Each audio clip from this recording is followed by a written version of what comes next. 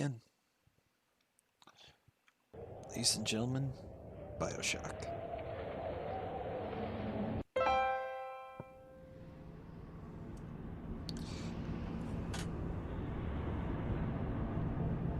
Let's take a look and see what's going on. Let's take a look and enjoy this. I don't think I've ever been through all these features before.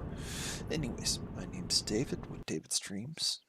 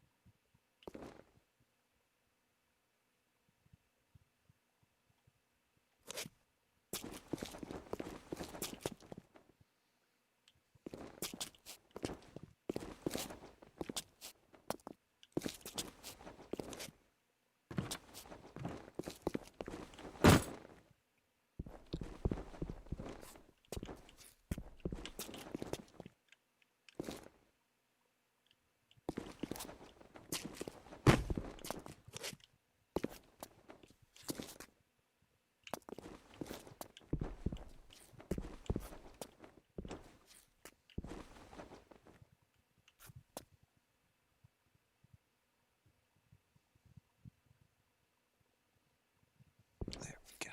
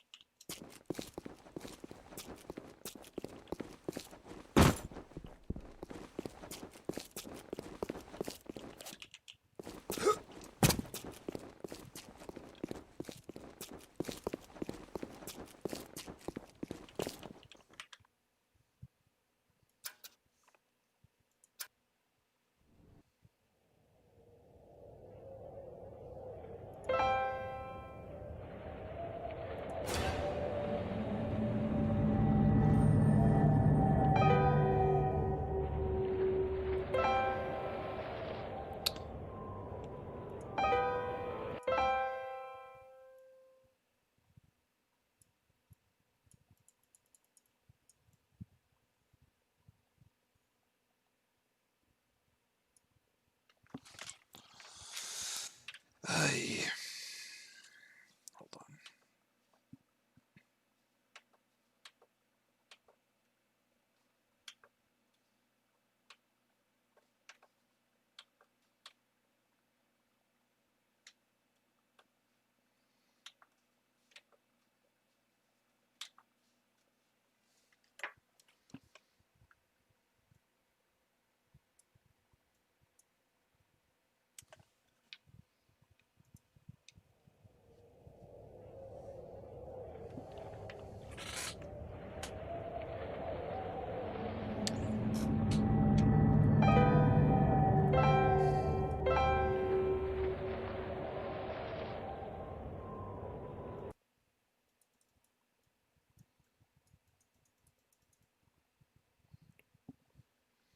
This ain't changing at all.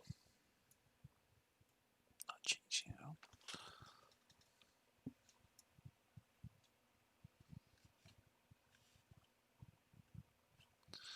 It's a bit bright.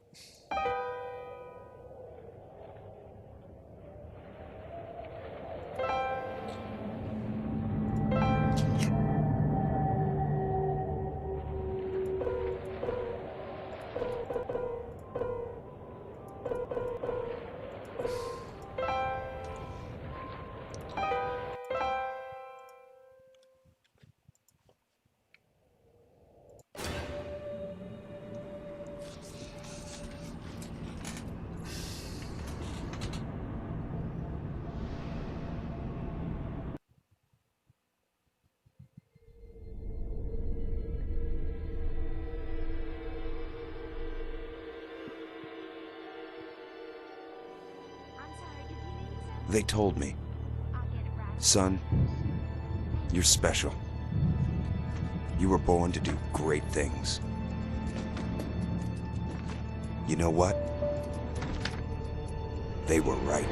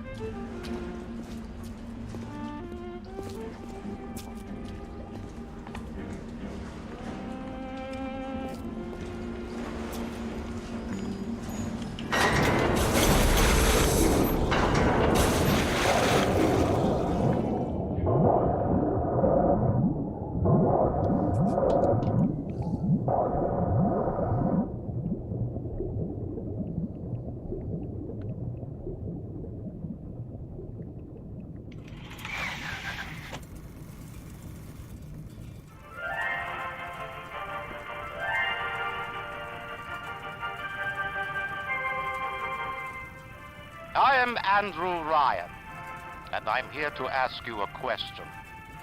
Is a man not entitled to the sweat of his brow? No, says the man in Washington, it belongs to the poor. No, says the man in the Vatican, it belongs to God. No, says the man in Moscow, it belongs to everyone. I rejected those answers. Instead, I chose something different. I chose the impossible. I chose rapture. A city where the artist would not fear the censor, where the scientist would not be bound by petty morality, where the great would not be constrained by the small. And with the sweat of your brow, rapture can become your city as well.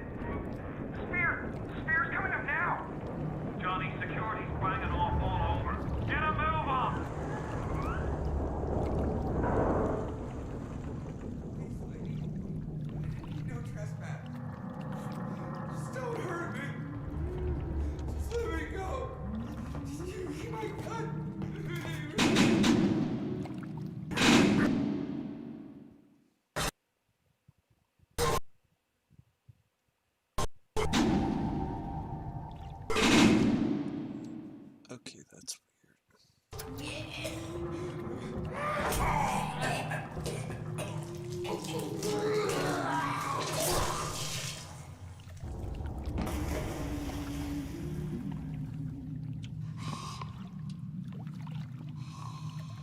Is it someone new?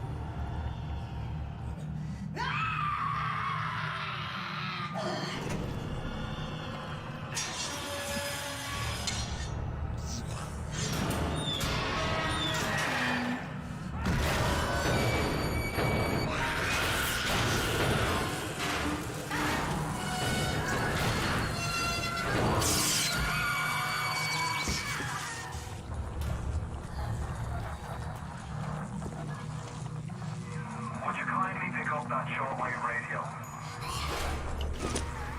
I don't know how you survived that plane crash, but I've never been one to question Providence. I'm Atlas, and I aim to keep you alive. Now keep on moving. We're gonna have to get you to higher ground. Take a deep breath and step out of the bathysphere. I won't leave you twisting in the wind. We're gonna need to draw her out of hiding, but you're gonna have to trust me.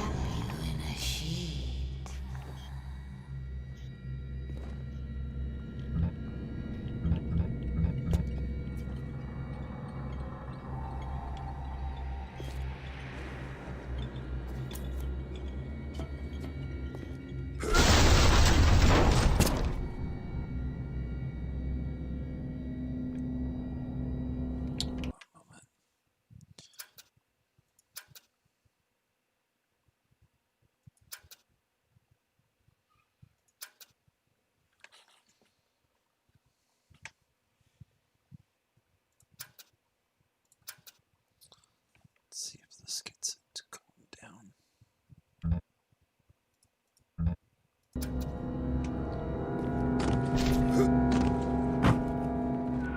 Just a bit further. How do you like that, mister?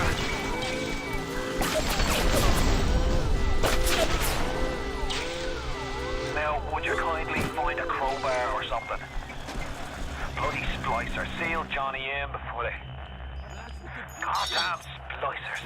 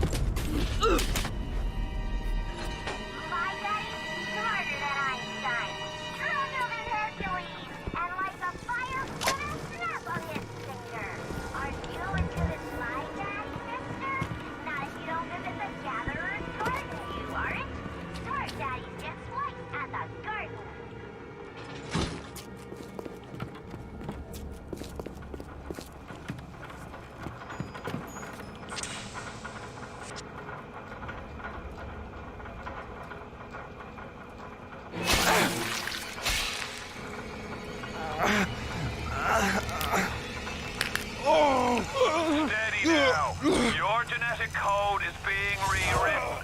Just hold on and everything will be fine.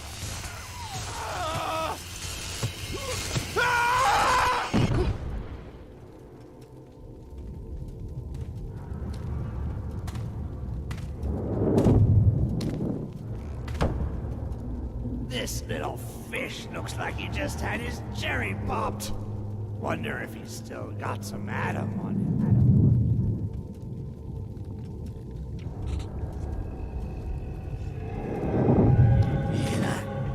Let's bug. Weak! You're a weak chopper. This little fish ain't worth towing it with no big daddy. Yellow! Always have been. You'll be no better off with a metal daddy, little fish. See you floating from my knee.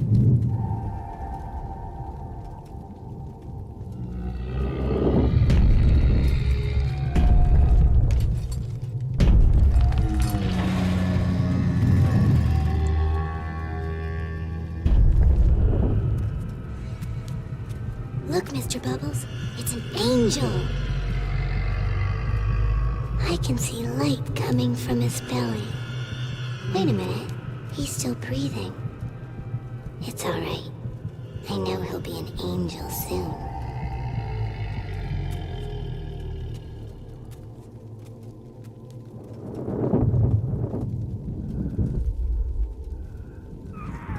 You all right, Boyle? First time plasma's a real kick from a mule. But there's nothing like a fistful of lightning now, is there?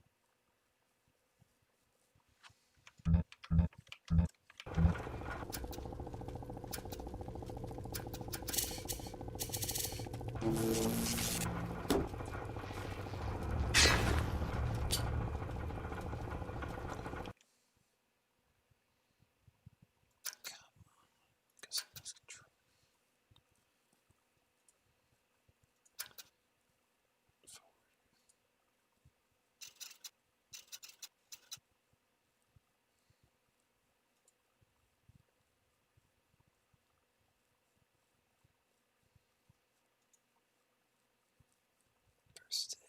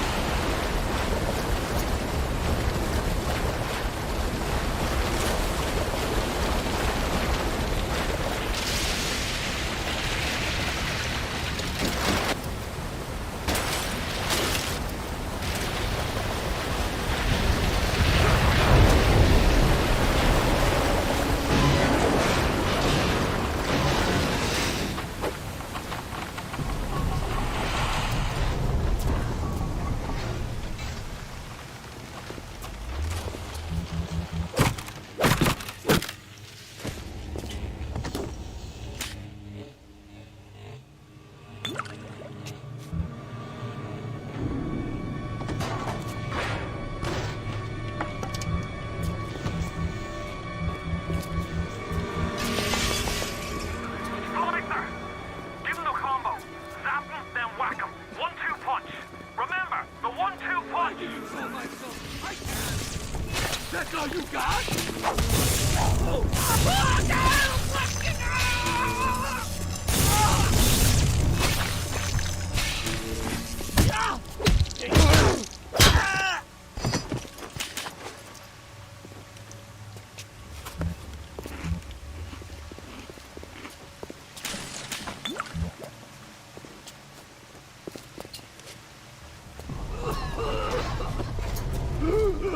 Leave me alone!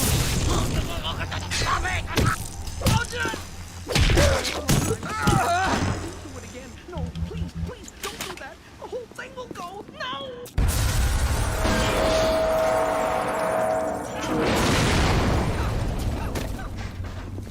I found her that way!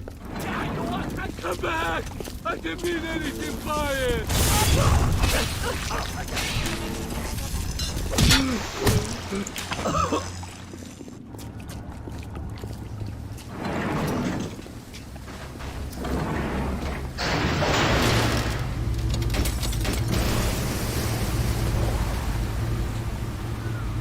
Listen, I've got a family. I need to get them out of here. But the splicers have cut me off from them.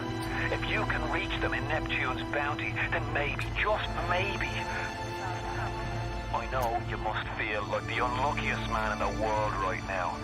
But you're the only hope I'll ever see my wife and child again. Go to Neptune's bounty. Find my family, please.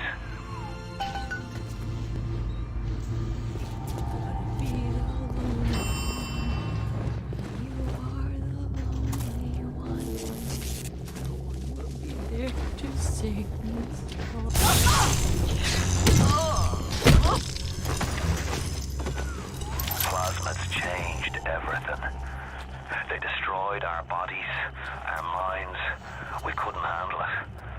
Best friends butchering one another. Babies strangled in cribs. The whole city went to hell.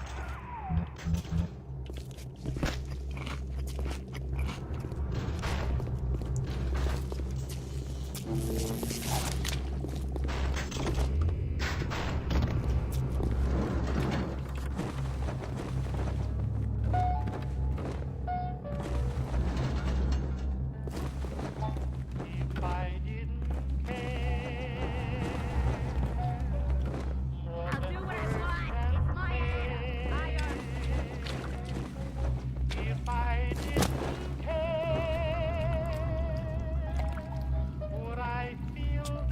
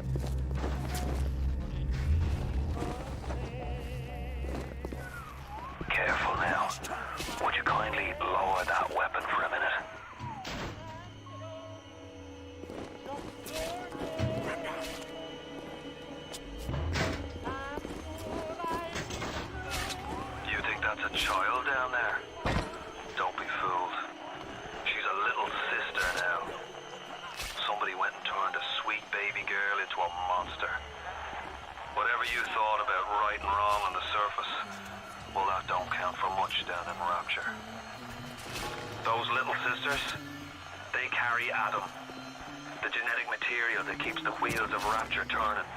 Everybody wants it, everybody needs it.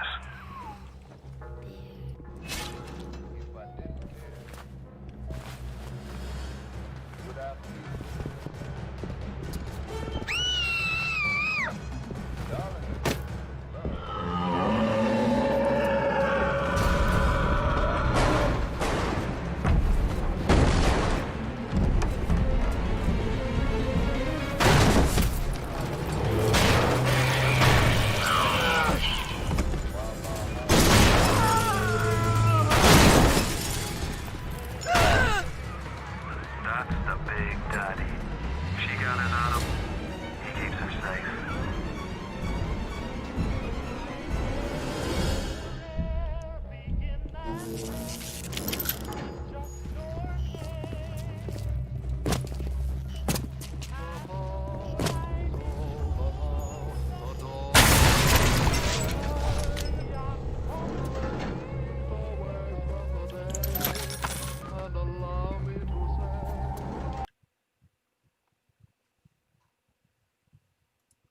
Hey, I'm Jeff Keighley here in Boston to go behind the scenes to hear some untold stories about the making of Bioshock with Ken Levine and Sean Robertson.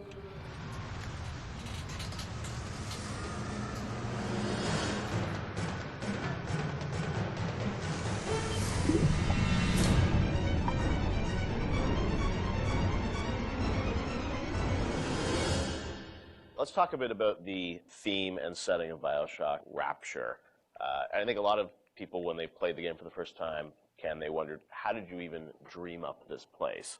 And I know you've said publicly before that part of the reason you sort of, what led you to Rapture was this idea of fully simulating a place. Tell us about that sort of idea and the frustrations you had with other games where you sort of hit a bound. I think our philosophy was always to do what we were doing. Hold on, just give me a minute.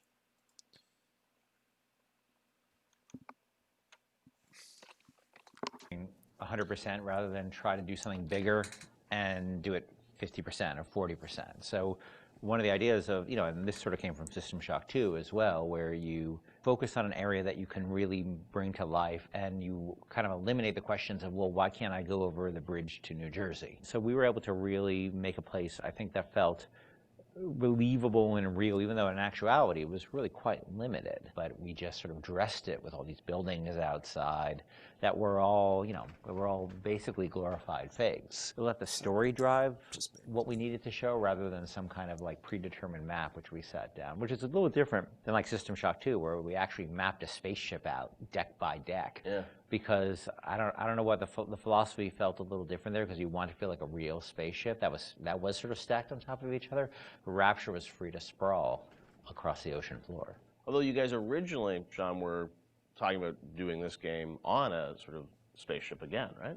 Yeah, when we first started talking about what the spiritual successor to System Shock 2 was going to be, Spaceship came up, but again, we wanted a limited environment, and we didn't necessarily want to do Spaceship again. And our first actual exploration of this space was underwater, but ultimately ended up looking like a spaceship. It just happened to have a couple of seaweed fronds outside. And that started to push us towards what artistic statement that we wanted to make this look different, and what rules we were going to set for the world. How at every turn we were going to try to remind the player that they were in fact underwater and that this wasn't a spaceship. And how, like, underwater, we obviously know you did underwater, then sitting in the sky, like where did you come with the idea of like doing this underwater? I think there was probably a conversation. It's like, well, what kind of places could be cut off from other places? Yeah. Like, well, spaceship, summer camp, any island notion, right? Something that's cut off from the rest of the world. Yeah. So you never felt like you should be able to go over that bridge to New Jersey. I don't want to apply some deep and meaningful conversation. I think it was one of those ideas that you just kind of say, and then everybody's, that sounds cool. Let's try that. Let's go for it. And I think it lended itself to having very nice views out the window without having to build an insane amount of unique assets. Right. By today's standards, we still were a small team back then, and there's an expectation that because you're underwater, the view distances are going to be short, so you can really kind of fade out into the fog at a short distance and not have the expectation that, why can't I see forever? So there's a lot of limitations in a good way that we put on ourselves by being underwater, as opposed to like if you're on a cruise ship, then you'd expect to see across the water and we'd have to deal with that. Same thing with an island. Or and you a have city outdoor in the sky. Where Yeah, exactly. Which was a lot more complicated, yeah. So you came up with the idea of let's do this underwater, let's do this sort of isolated place. Then you had to answer the question of, why would someone build this? Is that sort of how it worked, sort of order of operations? You then had to come up with a story to explain? Yeah, I think we wanted a very believable reason why they'd be there. And sort of the necessary isolation of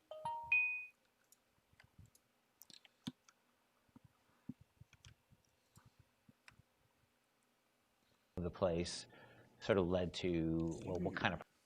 You're done. We're having an issue. Give me a minute. There we go. person would want to do this. And I wasn't even particularly aware of the sort of political implications of what I was reading, but I've been reading, I had read The Fountainhead by Ayn Rand, and I mostly thought it was an interesting story. Like, I didn't realize that people were sort of basing their sort of political lives around it, because I wasn't that tuned in to that stuff at that point. And so, but I love the dialogue and the kind of speechifying in it, because you can see a video game character speaking with that kind of certainty and that kind of confident philosophy. It just seemed like a natural kind of thing to apply to this place. And so it just sort of all came together as a sort of who is the guy who would do this? Well, that character. He was sort of this amalgamation of characters from Ayn Rand's books and Ayn Rand herself. This sort of idealistic person who says, well, the only way to do this is to separate from the rest of the world. And that led to Andrew Ryan. I am Andrew Ryan, and I'm here to ask you a question. Is a man not entitled to the sweat of his brow? No, says the man in Washington, it belongs to the poor. No, says the man in the Vatican, it belongs to God. No, says the man in Moscow, it belongs to everyone. We knew from a technical standpoint that we wanted isolation. We also knew to sell it, we needed a compelling storyline, a backstory that why would this place exist? Otherwise, how are we going to make Rapture feel like it's lived?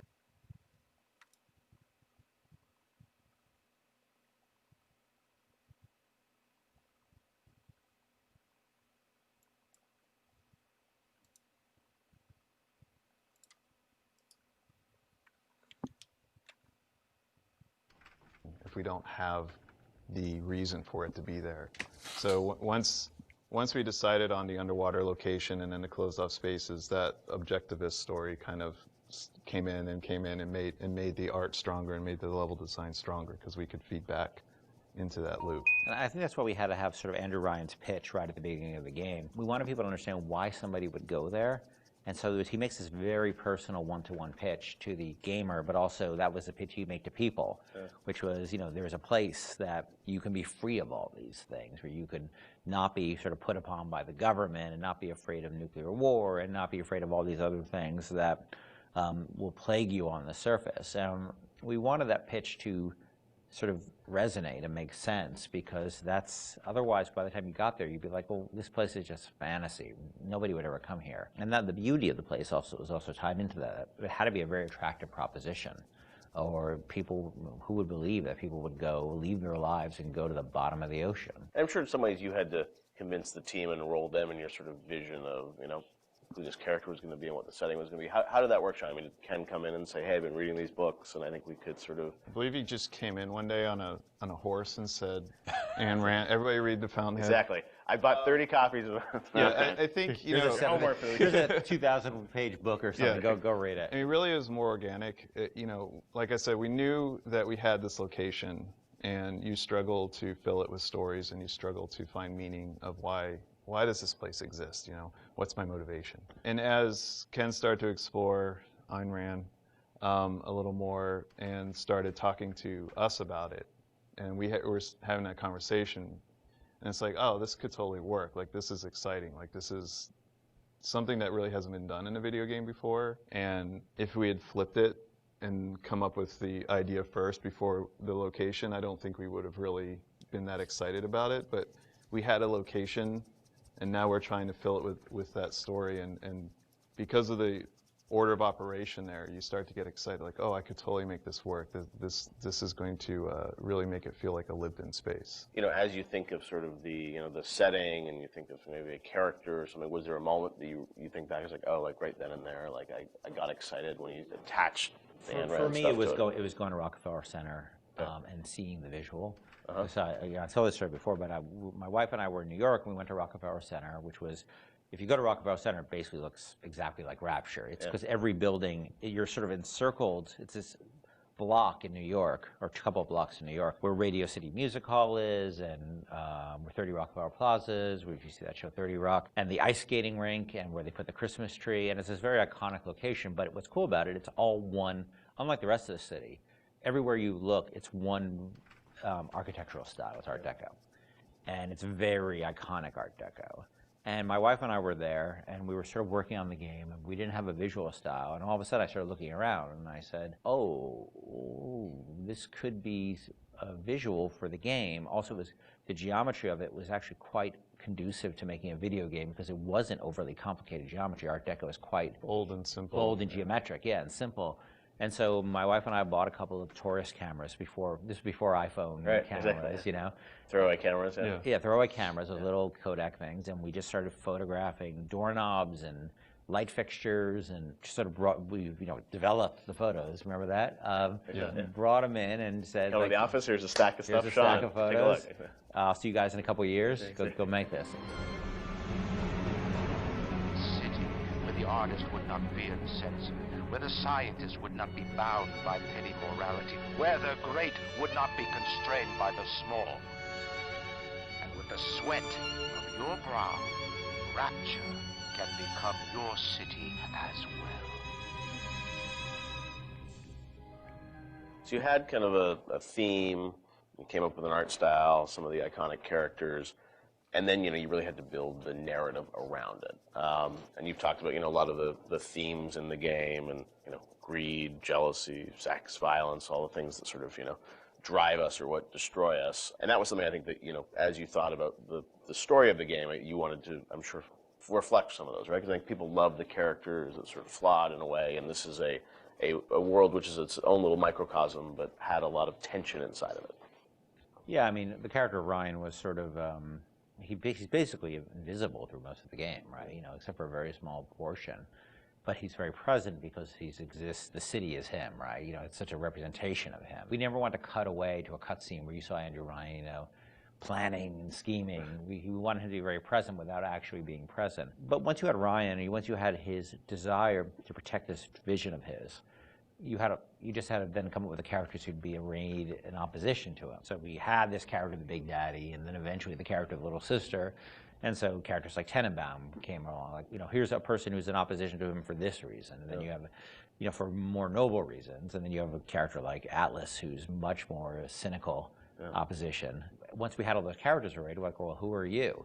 And, you know, you ended up being a sort of, you know, a pawn in the middle of all this opposition to Ryan. We just kept sort of homing in on that theme and making sure that you weren't, you know, eventually figuring out that you couldn't just be here by an accident, that you're an integral part of this story, even though you don't know you're an integral part of this story. You think you're just there by happenstance.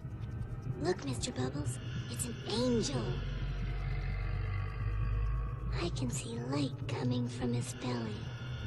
Wait a minute, he's still breathing. It's all right. I know he'll be an angel soon.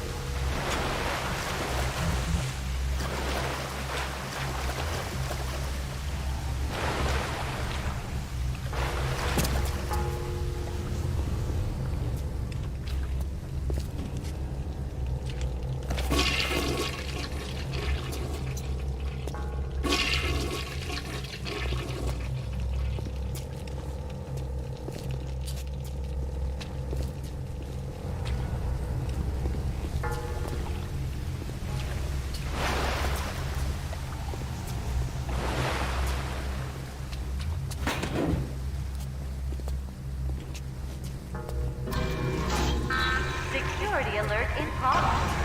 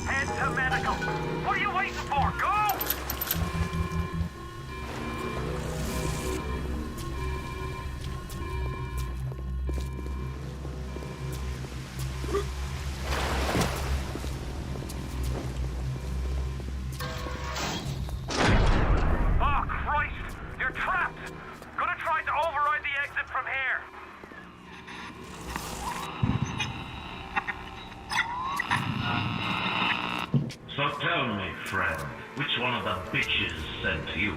The KGB wolf or the CIA jackal? Here's the news. Rapture isn't some sunken ship for you to plunder. And Andrew Ryan isn't a giddy socialite who can be slapped around by government muscle. And with that, farewell, or das Vodania, Jerry.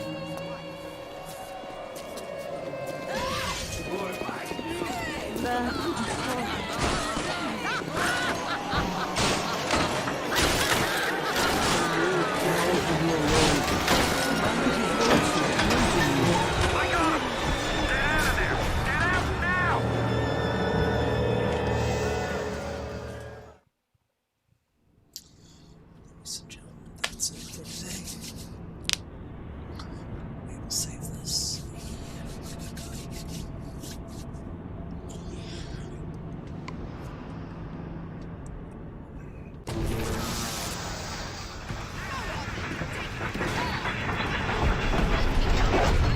Now you've met Andrew Ryan, the bloody king of